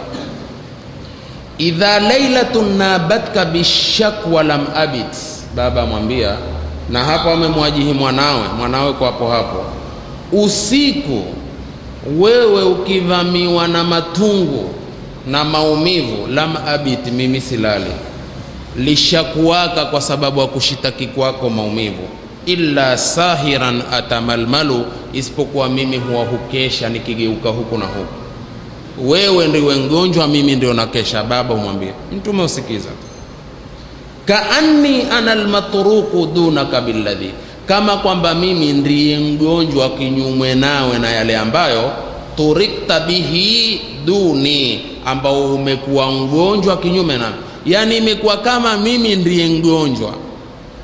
Wa ainiya tahmilu, na macho yangu yakawa yana mimi na machozi kikutazama, maskini wakohoa, mimi ndio sipate usingizi. Sasa ikawa kama ule ugonjwa ninao mimi. Mwana, usikiza tu, takhafu rada nafsi alaika, nafsi yangu yaogopa mauti yako na maangamivu yako. Na ni kweli, kila mama au kila baba pia hataki mwanawe afesha, au sivyo? Ahitari pia kwa wale wenye akida finyo, vapata pontihani wa mwana kwenda, pengine mtu akatokwa na maneno, sema afadhali kama ningelienda mimi. Ina maana uko tayari yeye baba pia afe, wewe ubaki, ili ubaki uangalie majukumu yake kwa ndugu zako watoto wadogo. Hakuna, ndugu zangu, ni kati ya mama na baba, juu ya kuwa mama ni zaidi, lakini mambo ya pande zake zote kwetu sisi wana hukacha maingi. Baba mpaka kwambiapo afadhali kama ningekufa mimi, yani ahitari afe, wewe ubaki. Wajua wewe hapo huna hisabu, wewe huna hisabu tena, hususa vana va siku hizi ndio havana hisabu kabisa, ndio fikihi yangu hapo. Baba maskini yeye huona ya kwamba watanende mimi, kenda mimi, kuna mwanangu mkubwa fulani na fulani, yeye wao ndio watakuwa ni mimi macho wa ndugu zao wadogo. Ndizo hisabu za baba, hizo ni imani, kwa sababu yeye huona tu hapa kiondoka mtabu. Na ni kweli, nyinyi eleweni vijana ya kwamba kuweko kwa mama na baba raha kwako. Kuondoka kwa mama kuna upungufu mkubwa, akiondoka na baba ndio kabisa sababu. Siku zote ndio kwambia hili halikumfanya Mtume aliye hakulia ovyo ovyo, ilikuwa ni maneno ya kasi kweli. Mamako akiondoka, halati yako ndiye mamako? Mamako mdogo ndiye mamako? Abadan. Ndivyo nenavo, hata mimi huvambia vanangu hapa, mpaka kina Muhammad hapo, akifa mamako, ndugu yake mamako ambao ni halati yako si mamako tena. wala uliokuwa ukiyapata kwa mamako huyapati kwa khalati yako abadan, hususan kwa wakati tulionao kwenye kipindi ambacho amani na imani zendezavo na venye imani. Mwana mamake ashazikwa, basi masikini Mungu, baba akienda basi, na lewe atakavo kulewa hapati aliyoyapata. Na baba sasa dhiki zake wanizo kiondoka hapa, wanangu hawa ambao bado hawajabaliki, hawajui namna ya kutefuta, hawajui namna ya kupata, hawajui namna ya kuweka, maskini watapata tabu. Ndipo baba akahuona afadhali niende mimi mwana afanyeje. Leo sisi mbakuwa na adabu ya hali ya juu ya kufanywa tele, lakini hatuna haja nayo, twende. Ndipo umeona tukisherehesha huja picha hiyo. Kwa nini mtu asilie kwa hayo? Twende tukaona. Kaanni ana almatruku dunaka billadhi, kama kwamba mimi ni mgonjwa kinyume na ugonjwa wako, na macho yangu yakawa yanatoka machozi. Huogopa nafsi yangu kukugopea wewe, wa innaha la ta'lamu, na nafsi yangu inajua anna almauta hatmun muajjalun, kwamba mauti, kifo ni kifungo kilichowekewa muda, hakina namna. Lakini angalia, mimi najua wewe mwanangu una kifungo cha siku yako, ikisha utaondoka, na mimi nina kifungo cha wakati wangu, ikimalizika tafanye. Lakini angalia, badala ya kuchelea muda wangu ni kuondokee, na chelea muda wako. Mafhumu? Nina hofu na kuondoka wewe.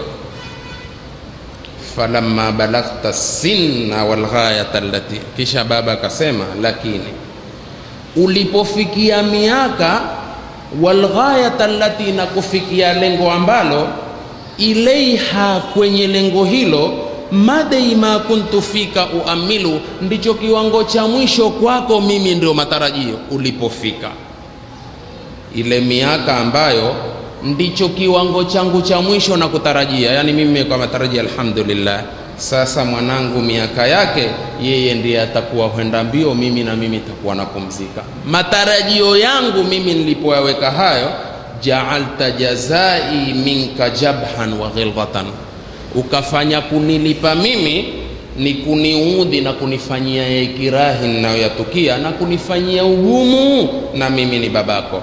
Kaannaka antal mun'imul mutafaddilu, kama kwamba wewe ndiwe mwenye kuneemesha na wewe ndiwe mwenye kufadhilisha, na hayo uliyopata sababu ni mimi, na mimi karuzukiwa na Mwenyezi Mungu.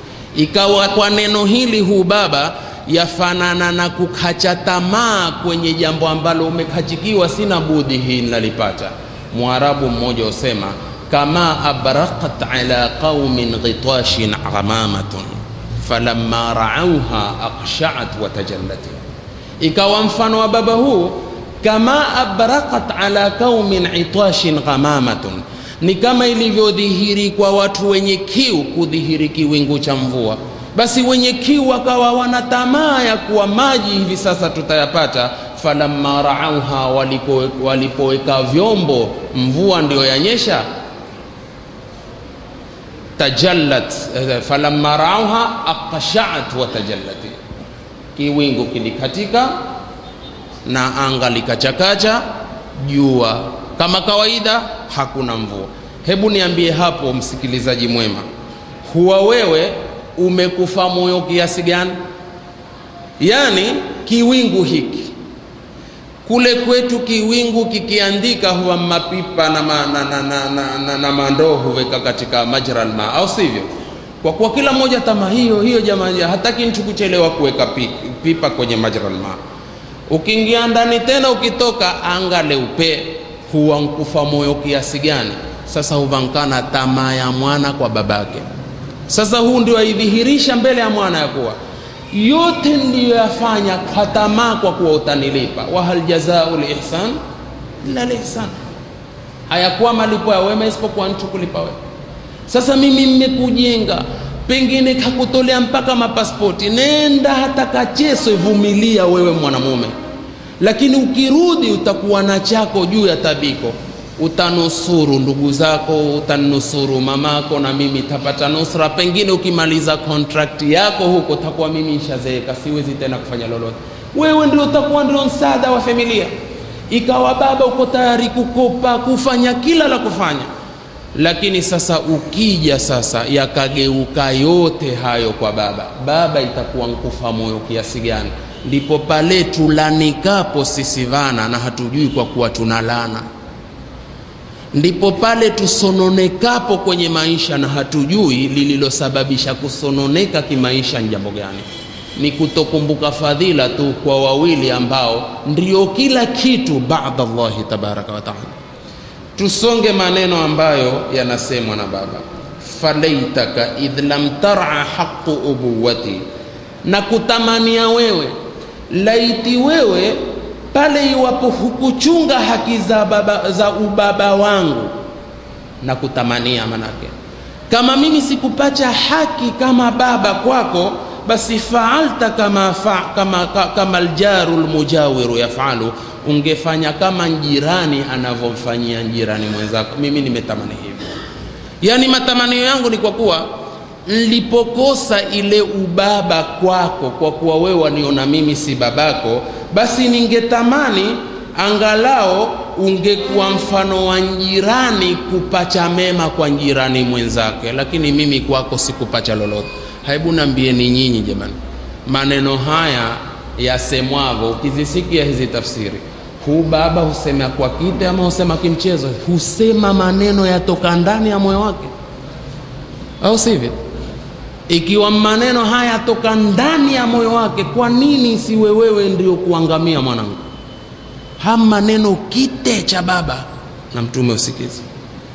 Kisha akasema baada yote hayo, mpaka mimi natamani lao ungekuwa kama mfano wa jirani kupacha wema kwa jirani mwenzako. Ina maana mimi kwako sikupacha lolote, yani wangoja wewe uone ya kwamba yani baba aseme kiwazi wazi kwamba mwanangu we, mmekuzaa tu, mimi sikufaidika kwako. Mwanangu we, mimi sikupacha lolote kwako, lakini haidhuru kikwetu. Akwambie hivyo, asanta sana mwanangu, sina wema nilopacha kwako mimi.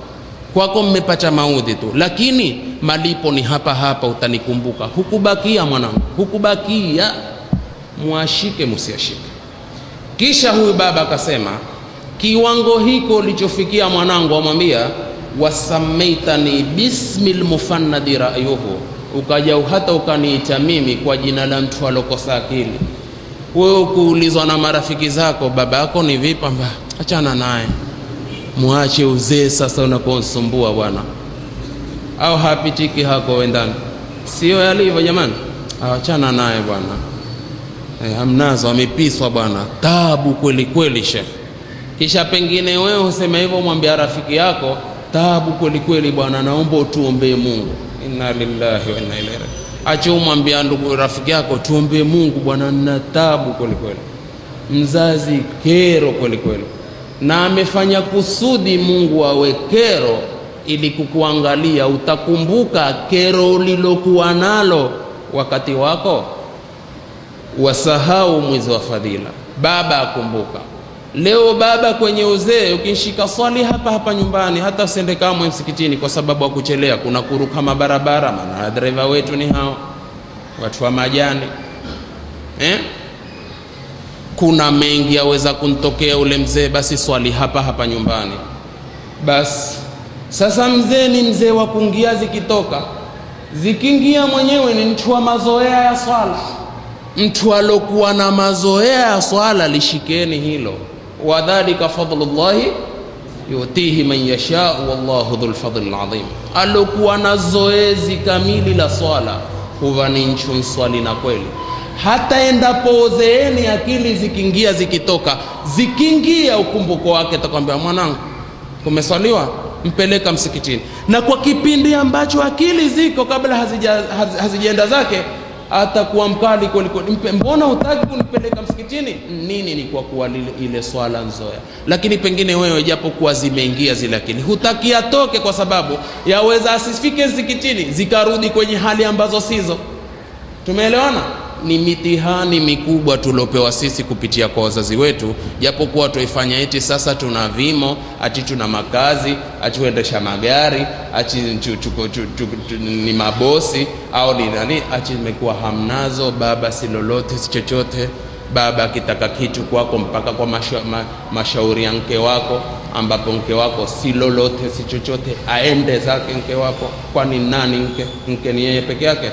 Kwenda zako, si tuna zaidi, au sivyo?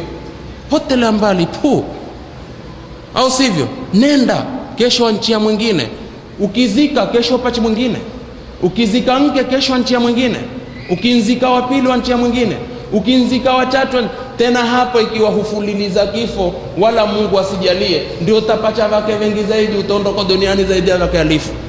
Mama ukishakunzika utapata mwingine. Achi leo kwenye jambo la babako ataka kitu kidogo, achipaka hata ni shauri sijui mamangu, sijui ati tena achi mamako ni alokuzaa mke wako, si mamako. Allahumma, ikiwa mamako una tabia, mke wako una tabia za mamako, sikilizeni sana, mke wako akava na tabia ya mamako, ambiwa mwana afaa kumwicha pia mke wake ni mama, kwa sababu amuona una tabia. Lakini ikiwa mke kasrani choa, uve humwicha kwa jina la mamako mzuri mwema, humwicha mke mkorofi, au sivyo? Yote haya mambo ambayo sisi yametupita sana. Kwa hivyo baba akiondoka, huna baba mwingine, elewa hilo. Mwana lazima utanabahi kwa hilo, na upache radhi zako mapema kabla hajaondoka babako. Toi, tumalize kwa kusema, umeniita mimi mtovu wa akili, lakini wa fi ra'ika tafnidu law kunta ta'qilu, lakini kwenye bongo lako, fikra yako ndio wazimu uko kwako ikiwaachia akilini. Yani baba kwenye maneno mpaka mwisho akantumbuiza kisampulia. Yani ulifikia paka kunifanya mimi sina akili, achi kitoka sina akili apiswa, achi kitaka hili achi unifanyie, achi kitaka kikwambia nipa 100 hunichenjia ukanipa 50, manake nimekuwa sijui tena 100. Jamani, lakini wewe ndio usokuwa na akili, ukichia akili kwamba kwa punguani wewe. Huu mwana asema, kisha asema tarahu, kana kumwambia Mtume, tarahu mu'iddan lilkhilafi kaannahu, utamuona mwanangu huu, na hapo nshiria haya anayatoa uko mbele yake, utamuona una maandalizi ya kutofautiana tu yeye, biraddi ala ahli sawabi, biraddi ala ahli sawabi muwakkalu, kwa kuwarudi vachuva usawa, utafikiri ndiye ameakilishwa, amefanywa ni wakili, kila alo sawa basi ndaka njadili wewe ndio ukampinge. Ndio huu mwanangu ya Rasulullah. Sasa alipofika hapa ndipo hao walokinukuisema, fabaka Rasulullah sallallahu alaihi wasallam, Mtume sallallahu alaihi wasallam akalia sana, maana alikuwa maneno mazito na alikuwa hatoi kwa kuwaficha. Ina maana alikuwa ameatoa yote ambayo yalikuwa yakinkera ni khalaqa nafsia. Lakini mimi nasema ya kwamba ikiwa huyu aliyatoa ni ugonjwa wote aliotoa, mwana ambao kupata nafasi baba ashatoa ugonjwa wake, kugeuza dira kunchendea wema tu ili iwe toba yake. Lakini tabu asiyatoe baba na asikwambie, na wewe una kazi yake kuangalia tu, na kila ukimwambia jambo kwambia hakuna wasiwasi neno. Yani ifikie kwenye maudhi yako ya kumuudhi babako, mpaka kukitokea la nchango, pengine babako hivi sasa apelekwe hospitali, wala qaddara Allahu dhalika, basi yeye mwenyewe pengine ausie akamwambia, vanangwe, kila alichonacho, kila mtu alichonacho kwa umasikini wake nileteeni inshallah, lakini si radhi iwapo katika kuchanga litaingia fungu la mwanangu fulani ubakie. Yani aseme hivyo sita, yani iwe mpaka ikiwa mwanamke mwanamume kwenye kufanya shughuli zake, mara amekuja na kikoi, ametafuta kikoi kizuri kama hii Ramadhani, babake pengine ni mgonjwa huko kitandani, baba mmekuletea, alhamdulillah jazakallahu khair kwa wema unaonifanyia. bibie naye akitoka kenda ameleta zawadi fulani ameletea baba. Wewe nzee bosi Mr. Mafegi watoka na wewe ukija umekuja na ifuko, baba kwambia mwanangu, kwa hisani yako nradhi, toka nalo, nenda kampe yoyote utakaye, kampeleke mke wako. Sasa chiadira wote wanaume kwa wanawake, enda na tunu yoyote kwa ule baba, hukipokea radhiyatan mardhiya. Wewe ukaja na dunia, baba kwambia la, kwa hisani yako si vina raha mimi ikiwa tatakuwa chochote kacha hiko. khasira ad-dunya wal akhirah, dhalika huwa al-khusran. Ja'alana Allahu min alladhina yastami'una al-qawla fayattabi'una ahsana. Mungu atujalie ni katika hao, na atujalie ni katika watoto wema wenye kuwafanyia wazazi wetu wema, kwa mada inaosema wema wa wazee wawili upande wa baba na mama, na wema wa wazee wawili upande wa mama ya jana, na wema wa wazee wawili upande wa baba leo. Afaaye kustahiki zaidi kufanyiwa wema? Maonaje hapo? Toeni uamuzi majaji, tuche dua. Afaaye kufanyiwa wema zaidi nani? Lakini baba pia hafai kudharauliwa. Tumefahamiana?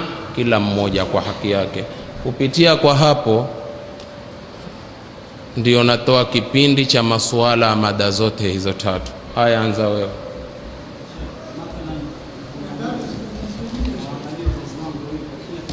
Naam. Uliza masuala kwenye mada zote tatu inshallah. Naam. Naam.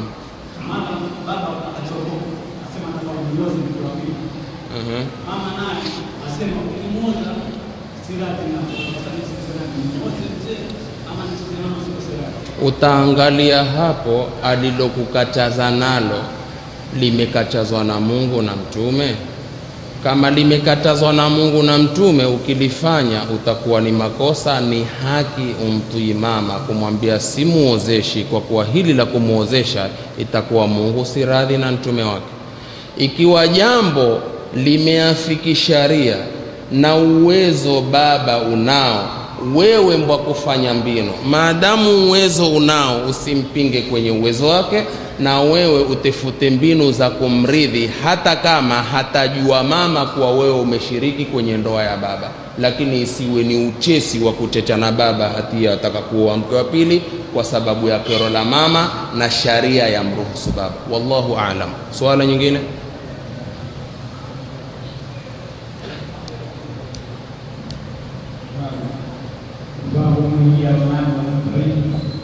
Naam.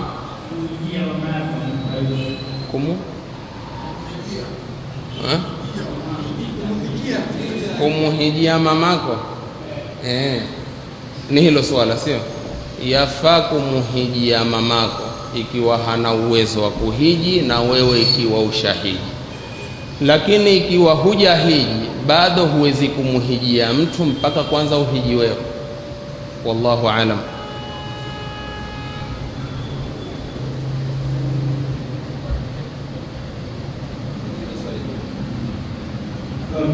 Naam.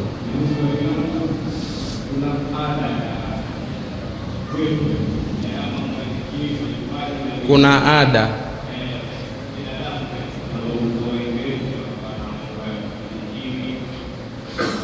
dhikiri za kuketi kusoma Qur'ani ama za kukohoa? Za kukohoa. Naam. Uende ukakohoe pia.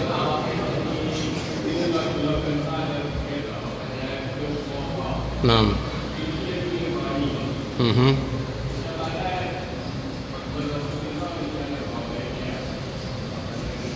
Naam.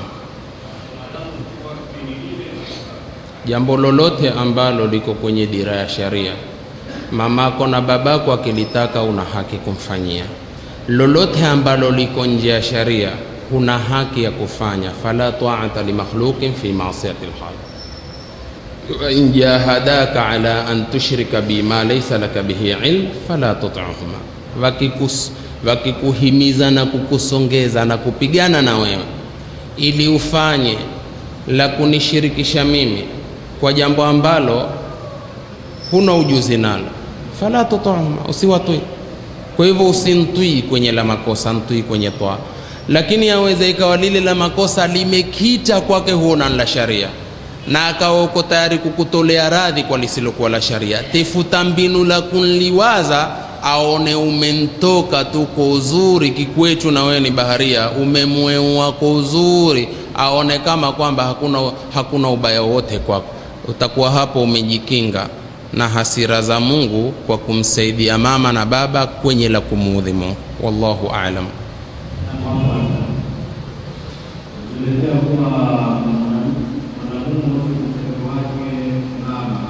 Mwanamke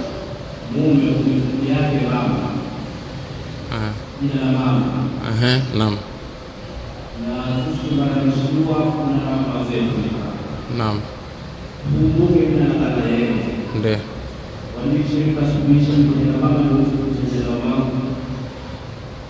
Ule mke umwiche jina la mama, yani kama ukitaka kitu unamwita mama, si hivyo? Naam, tayeb. Sahih.